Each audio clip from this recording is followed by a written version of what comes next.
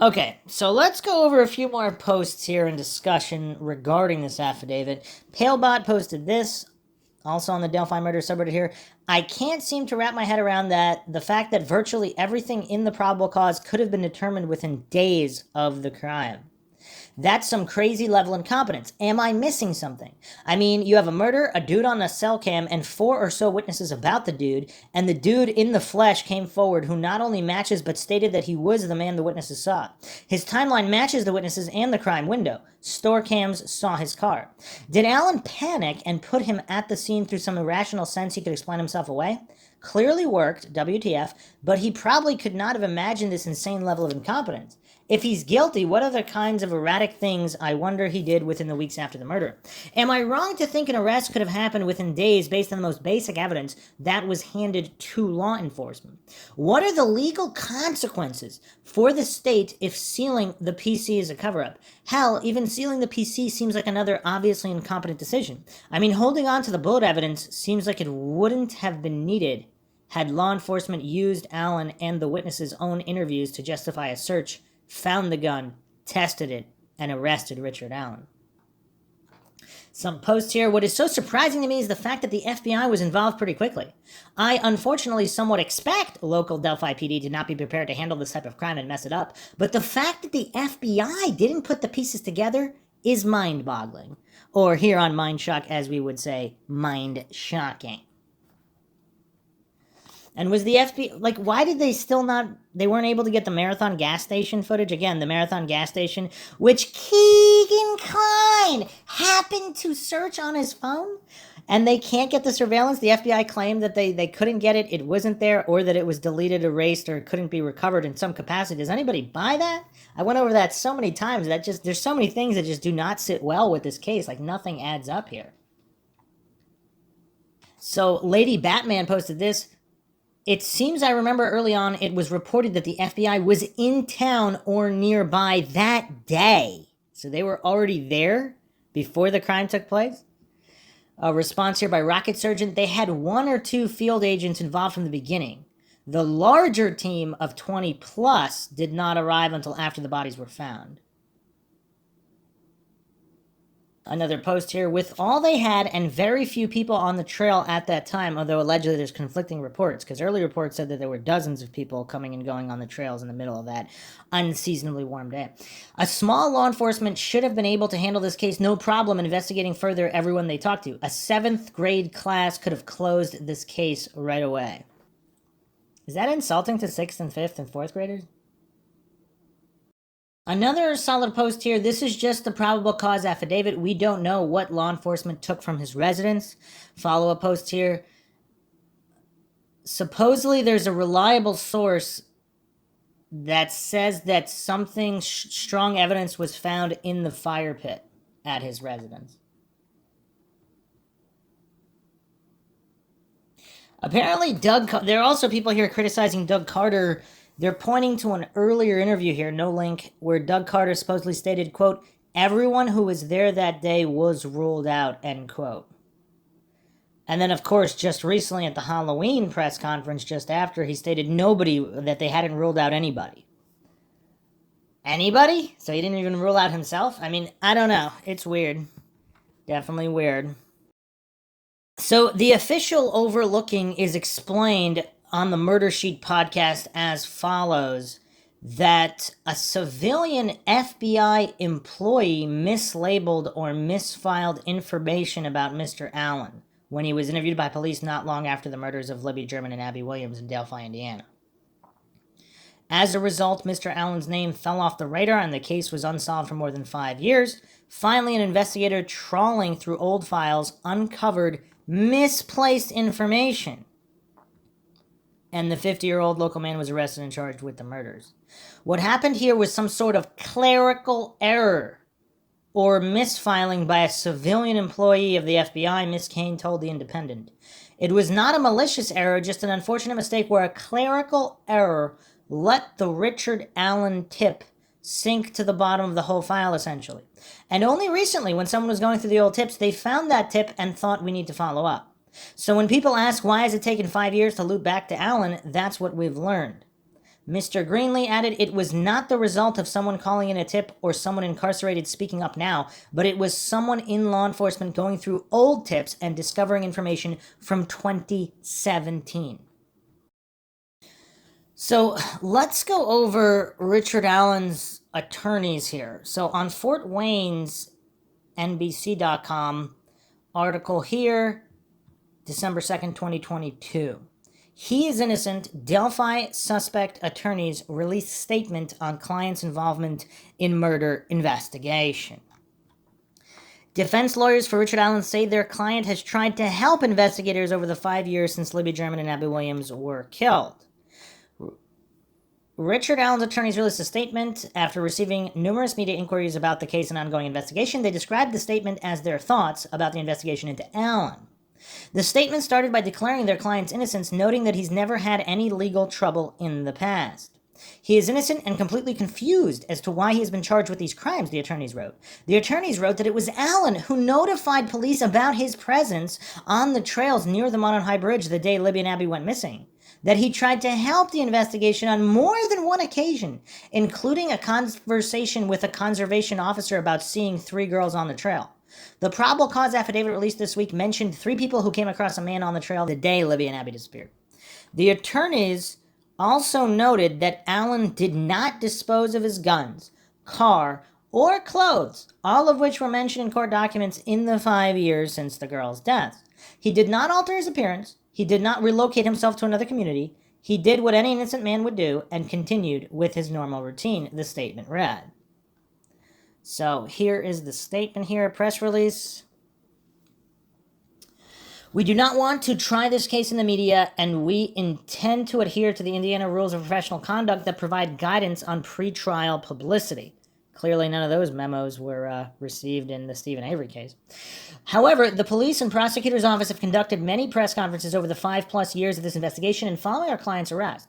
On the other hand, Rick's ability to assert his innocence have been reduced to only one short post-hearing press conference. Accordingly, we feel it is appropriate, necessary, and within the bounds of our rules of professional conduct to make a few comments concerning the probable cause affidavit and Rick's innocence. Rick is a 50-year-old man who has never been arrested nor accused of any crime in his entire life. He is innocent and completely confused as to why he has been charged with these crimes.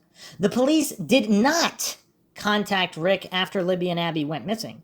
Rather, Rick contacted the police and voluntarily discussed being on the trail that day. Like many people in Delphi, Rick wanted to help any way he could. Rick contacted the police to let them know that he had walked on the trail that day, as he often did. Without Rick coming forward, the police probably would not have had any way of knowing that he was on the trail that day. See, that's an interesting point, although there are certain killers who like to become involved in the investigation and even taunt police. Again, I'm not alleging Allen is one of these, but I don't know if it's that black and white. Rick volunteered to meet with a conservation officer outside of the local grocery store to offer up details of his trip to the trail on the day in question. Rick tried to assist with the investigation and told the police that he did recall seeing 3 younger girls on the trail that day. His contact with the girls was brief and of little significance. Rick does not recall if this interaction with the conservation officer was tape recorded, but believes that the conservation officer scribbled notes on a notepad as Rick spoke to him. After Rick shared his information with law enforcement officials, he went back to his job at the local CVS and didn't hear from the police for more than 5 years. The next time Rick heard from police was in October 2022. This was approximately 2 weeks before a contested sheriff's election and within days of a federal lawsuit filed against the Carroll County Sheriff's Office by its former second-in-command, Michael Thomas. Probably all coincidental. In the lawsuit, Thomas claims that he, Thomas, had made suggestions and offered assistance in the investigation of a high-profile child homicide investigation, but those suggestions and offers were rejected by the sheriff. Thomas further claims that the sheriff and others in the department feared the disagreements with Thomas would become publicized as a result of the political campaign for sheriff. Thomas claims in the suit that he was ultimately demoted and replaced by Tony Liggett, who was later this year won the 2022 election for sheriff. Furthermore, Thomas claims he was also removed from other high-profile cases. Rick was ultimately arrested on or about October 28, 2022. Wait, so they don't know? In the 5 years since Rick volunteered to provide information to the police, Rick did not get rid of his vehicles or his guns and did not throw out his clothing. He did not alter his appearance. He did not relocate himself to another community. He did what any innocent man would do and continued with his normal routine. although a certain percentage of guilty people could theoretically also do that. The probable cause affidavit seems to suggest that a single magic bullet is proof of Rick's guilt. It is a bit premature to engage in any detailed discussions regarding the veracity of the evidence until more discovery is received, but it is safe to say that the discipline of tumor mark identification ballistics is anything but a science. The entire discipline has been under attack in courtrooms across the country as being unreliable and lacking any scientific validity. We anticipate a vigorous legal and factual challenge to any claims by the prosecution as to the reliability of its conclusions concerning the single magic bullet. And we'll probably have to do a dedicated episode on this, but the way that you would show that is by having several different model guns eject a shell, and would different guns show the same signature if it was the same model, same year manufacturer, etc., etc. I mean, obviously that's the scientific experiment to show that. On Rick's behalf, we argue that to have the PCA unsealed, Rick has nothing to hide. As importantly, we were hoping that we'd receive tips that would assist us in proving his innocence. Not surprisingly, we have been inundated with tips from a variety of sources, all of which will be vetted by our team. Although it is the burden of the prosecutor to prove Rick's guilt beyond a reasonable doubt, the defense team looks forward to conducting its own investigation concerning Rick's innocence. We appreciate those that have reached out to support his cause.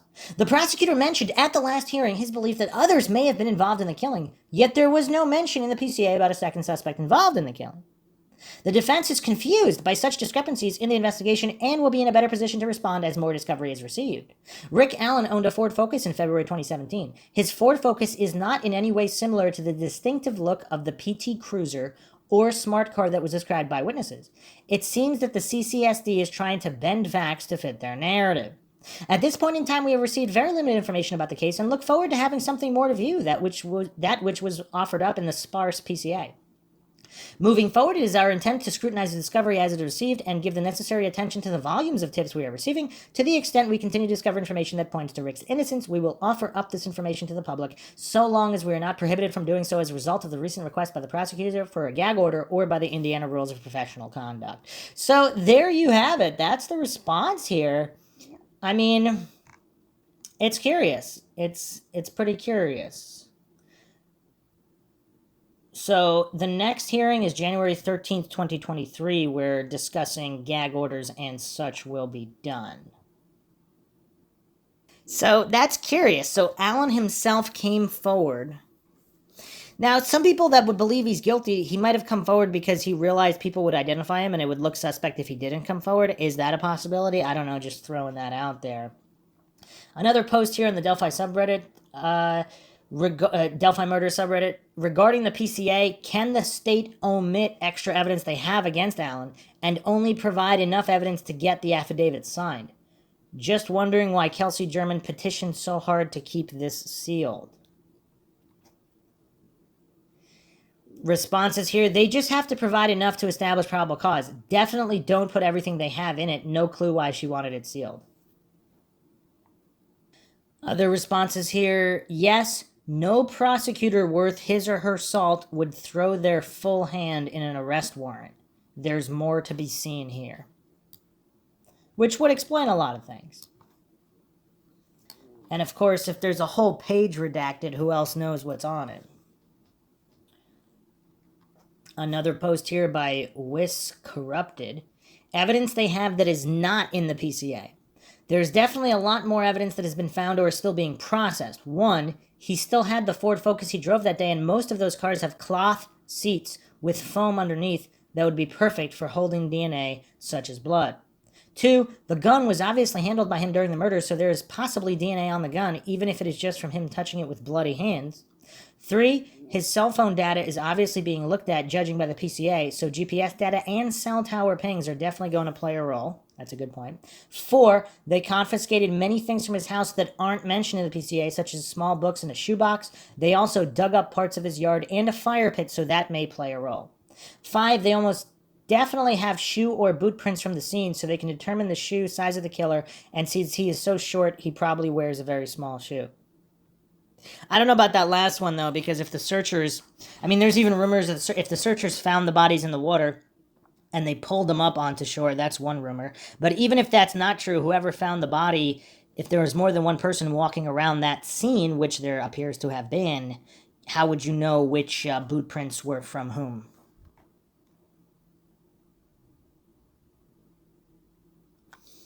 An interesting post here. Some people are disputing that some of this was like an intended sexual assault that escalated. But an interesting post here from Fresca Esca. I just really don't think this guy would assault two girls from his tiny town and think he could get away with it without silencing the victims. They would see him at CVS or around and be able to identify him. So, what's weird though, did he just randomly snap that day? And previously, in terms of profiling, because this is Valentine's Day time, people were speculating this is someone that might have had a recent breakup, etc. From all accounts, I mean, he's still married, he's married at the time, still married now. I mean, does that match the initial profile? And of course, the profile could be wrong. I mean, obviously, we don't know anything for sure here. Mary Jane Vermont posted this regarding at which point he decided he was going to kill. Mary Jane Vermont thinks this before he got there. So only 2 minutes ahead and he went straight to the bridge. Lies have a grain of truth. He said he was looking down at the stock ticker. I think he was looking down at the alert that they were at the trails. He knew where they were going. It's still kind of weird, though, how someone could think they could get away with this in broad daylight in the middle of the... I mean, it's just weird. It's weird, especially a guy that lived there. If this was like some trucker passing through that was going to be gone in an hour, I mean, that seems to make more sense, but... An interesting post here by Generals 2022. We've all heard that the crime scene would have been bloody, but apparently after the bodies were removed, no one who went there ever saw any blood anywhere. Meaning the police took away all the leaves on the forest floor for analysis. If he spit or left behind any other biological materials on the leaves thinking that was safe, he would have left his DNA at the scene. The police must have analyzed every leaf at the crime scene if there was never any blood left behind after the site was processed. Interesting point there, too, and as always, whether local police or FBI, obviously in many cases they play things close to the vest. They might have DNA, they might have saliva, they might have a lot of things. Again, it would be difficult to prove, is it from the searchers who discovered the bodies and possibly even touched the bodies or somebody else. But if you have all the identities of everybody that was there and handled the bodies, and then there's yet another DNA sample that's unexplained, then, that's a step in that direction. Others are also speculating that this conservation officer report somehow got lost. Now, again, people can say it was intentional or it's not intentional. Either way, apparently it was lost, which is why nobody followed up on it. But if it's really true that there were only a couple of people on the trails, how could they not account for this small handful of people? And then also, what about flannel shirt guy? Another poster, DFP Parker 78 posted this. How do you keep the gun and the clothes? The incompetence on both sides is disappointing. Unless, of course, it's not Richard Allen and those weren't the clothes, in which case maybe he would keep them. I don't know. Or if he's just that insane. That could also theoretically explain it. Another interesting post here. The only thing I can think is that they were so focused on Ron Logan as the prime suspect, the Richard Allen info got buried in a huge pile of leads. I'm sure there were others in the park that day. From the info in the PCA, it looks like they did use cell phone data to determine some of the people in the area and questioned them, Richard Allen included. Depending on when he was questioned, perhaps not all the evidence in the PCA has been discovered and therefore his statement forgotten. Either way, it's shoddy detective work to blame. Another post by Deduction Power here. I now know why Richard Allen's lawyers were not impressed with their evidence against him.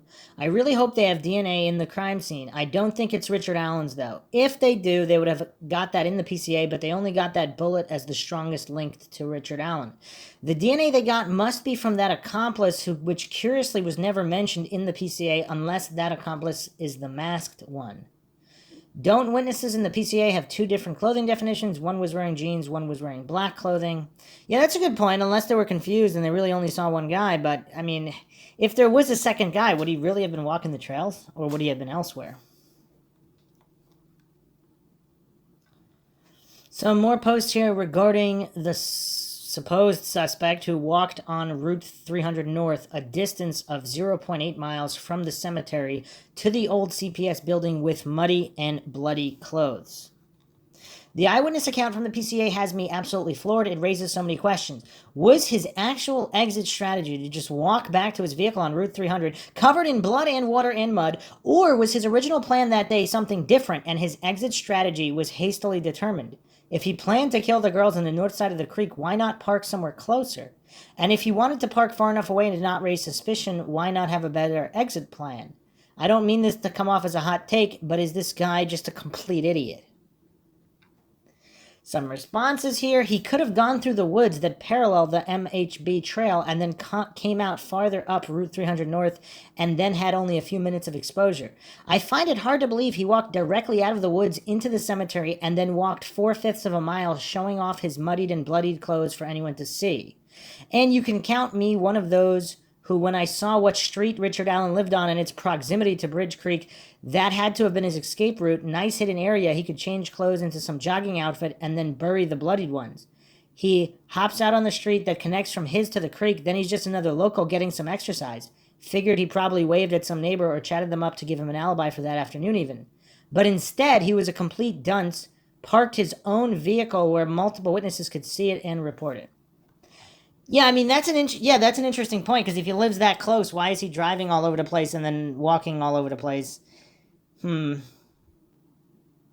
I mean, this is kind of weird. Another post here. I'm thinking he was somehow tipped off, maybe via connections to the Anthony Shots account, or Keegan Kline himself. And law enforcement being so adamant about others being involved seems to support this theory of being tipped off. Or maybe he was stalking their social media accounts in advance about the victims planning on going to the bridge that day. I mean, he parked his car far away from the normal parking areas and did so in a way that hid his plates. When he sat on a platform looking at the fish, he was likely waiting for Abby and Libby to arrive. It just seems very premeditated in my opinion, and not many people actually walk all the way across the bridge to the dead end. He either did this dozens upon dozens of times, hoping for the perfect victims to fall into his trap, or he got incredibly lucky, or he knew they were going to be walking across that bridge to meet a hunk that drove a Lambo, i.e. Anthony Shots Catfish. I'd be really surprised if we learned that he did not park at that old CPS building that day, knowing fully well that he'd be murdering two specific targets. I think he must have knew he'd be committing murder. If he was planning a sexual assault, it's way too small of a town for the victims to live and not get identified soon afterwards. From the video, it appears he wasn't trying to hide his face, so he must have known in advance that the victims weren't going to be capable of identifying him afterwards. I mean, there are still more things that don't really make sense, because if he's on social media, etc., and he sees the phone out, I mean, how would he not know that they could have been recording him and also be live streaming or whatever, and he still does whatever he does if Bridge Guy is this guy and if Bridge Guy's acting alone? T. Mike Bond here posted something pretty mind-shocking. Bitter Beat Poet, who had some great insight onto the case and possibly some inside info, theorized that the girls ran after the perp fell going down the hill. He thought perhaps Abby fell too. When the girls ran, the perp was able to grab Abby's leg and pull off her shoe. He then incapacitated her, and Libby tried to assist her friend. Libby then tried to flee, and he had her by the jacket, and she let him pull it off, but he later caught her, perhaps on the north side of the creek. If it was Richard Allen and he had a gun, perhaps he was having trouble catching Libby and cycled the weapon to get her to stop, which is how the bullet got discharged. I also wonder if Abby was dead on the south side of Deer Creek. I think Bitter Beat Poet said something to that effect. She could have been lying in the driveway lane that runs through there. Then, after he killed Libby, he went back and carried Abby over to where Libby was to conceal their bodies. I have no idea if this is even close to correct. The sad thing is, if one would have ran down the west side of the hill and the other the east, and neither went to aid the other, at least one, if not both, would be alive today. I don't think there was ever a chance the perp, if he had a gun, would have shot them to stop or kill them. There were too many people around that would have heard it. But theoretically, they would have also heard screams and such. So, yeah, I mean, again, the timeline here, there's just so many different variables here. None of them seem to really work. Like, the proper alignment of variables, I'm not sure if it's been found yet. I mean, perhaps law enforcement know. Perhaps law enforcement have all the details, and when it comes out at trial, it'll all add up, or perhaps not. Another post here. I honestly think Richard Allen did not think he would get away with the murders. I think he was emotional or angry and didn't care. He committed the crime in public and didn't really make any attempts to cover it up. Walking on the road covered in blood screams to me this is a guy who didn't care and was expecting he would be arrested. He never got rid of the gun or jacket he was wearing, came forward at being at the crime scene, even admitted all these years later that he was wearing the same clothes as Bridge Guy. 5 years later, Richard Allen probably doesn't want to be in prison, but at the time of the murder, Richard Allen could have just been angry and had just been in a fight or emotionally snapped and was like, expletive it, I don't care. I don't think there was a plan. I think Richard Allen went to the bridge to kill or commit sexual assault, but nothing specific. Now, that actually is more of an explanation, because if he really doesn't care about any of this, I mean, that actually explains these actions more than a lot of other things, especially if he was expected to be arrested right after doing it.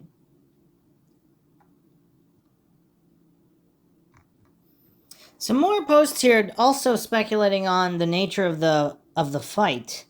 Because if there was some kind of fight, they're stating he looked like he had been in a fight. Is that a result of being bloody in the creek and moving bloody bodies as opposed to an actual fight?